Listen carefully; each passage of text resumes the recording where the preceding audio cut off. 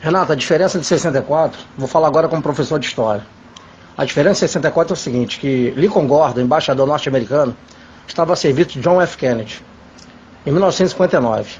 Ele já tinha notificado os militares que Fulgêncio Batista, depois que Fidel deu golpe de Estado em Cuba, eram dois comunistas, Fulgêncio Batista e Fidel Castro.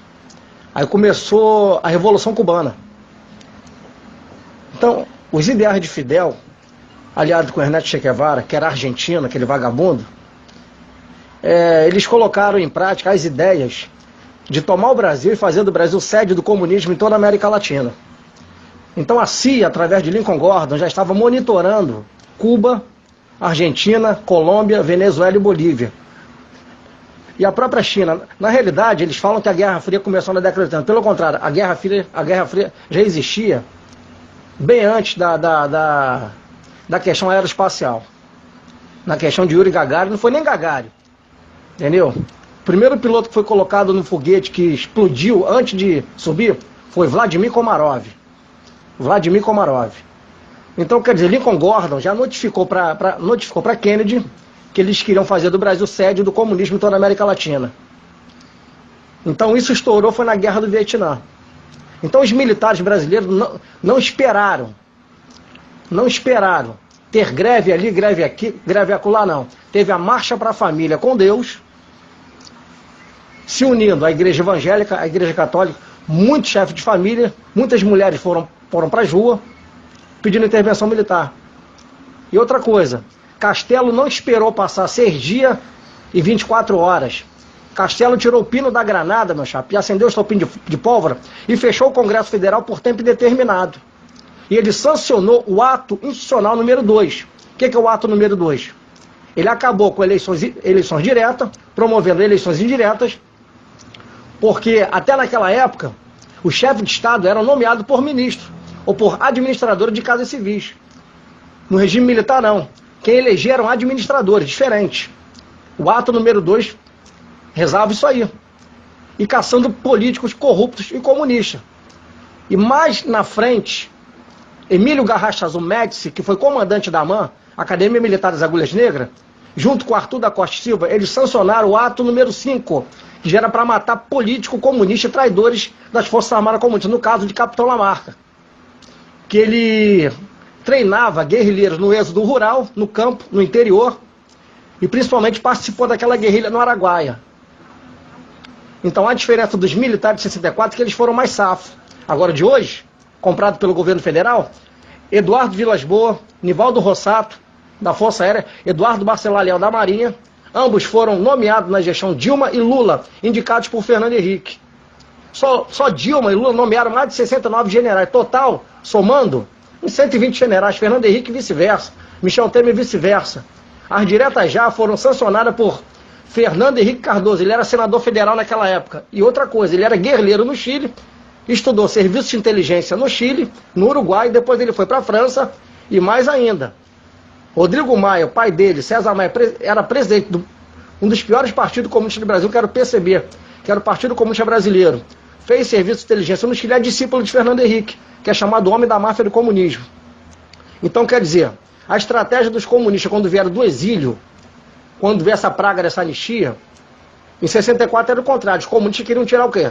Os militares do poder. Hoje não. Hoje os patriotas e veteranos e verdadeiros intervencionistas querem tirar o quê? Os comunistas que estão nos poderes, que é mais difícil, que eles estão nos 3 poderes, Tribunal Superior Eleitoral, Supremo Tribunal Federal, Executivo, Judiciário, Legislativo, OAB, Ministério Público, etc. e tal.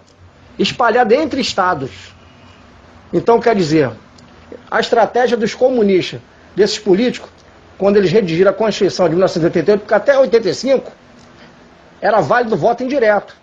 Naquele aquela pseudo-morte de Tancredo Neves. Na realidade, ele foi assassinado pela cúpula Sarney, Collor de Mello, Fernando Henrique. Aquilo ali foi queima de arquivo. Não foi nem teoria da conspiração, foi queima de arquivo, aquilo ali.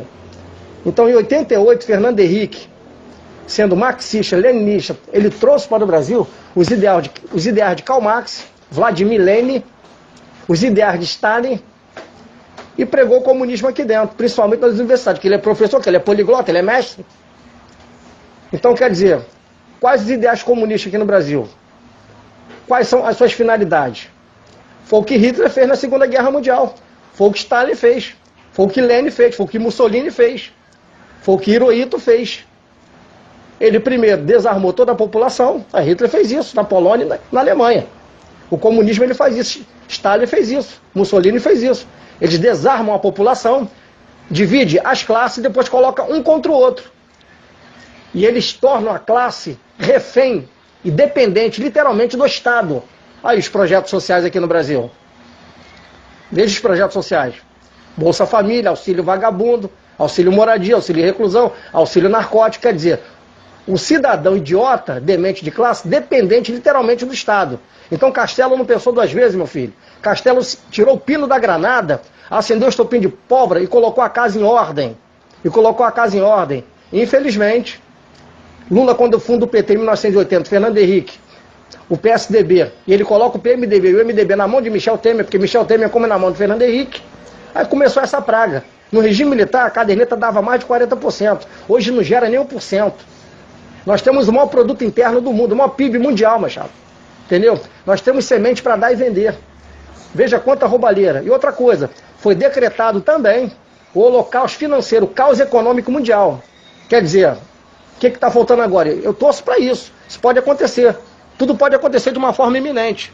Os americanos colocarem tropa de SEAL, Ranger e Delta aqui dentro. E colocando as forças armadas desse governo maldito de saia justa. É isso que eu torço para acontecer. Entendeu? Ou uma insurreição dentro das forças armadas, ou uma operação Valquíria, para favorecer os veteranos, que eles vêm para o nosso lado e pelo menos vão pegar uma divisão dessa, cara. Tudo pode acontecer. Eu lamento que os caminhoneiros não tiveram força, porque a própria mídia safada, tendenciosa, podre, a Globocha, a Rede Esgoto, a Globo Lixo, entendeu? Infiltrou dentro desses movimentos. E as próprias Forças Armadas, infelizmente, cara, que comem na mesa do governo federal, que tem uma tonelada de comunistas oficiais generais superiores, fortaleceu, cara, esses ideais da própria mídia. É isso que aconteceu, cara. Diferente de 64. Anos de ouro que não voltam mais. Anos de ouro.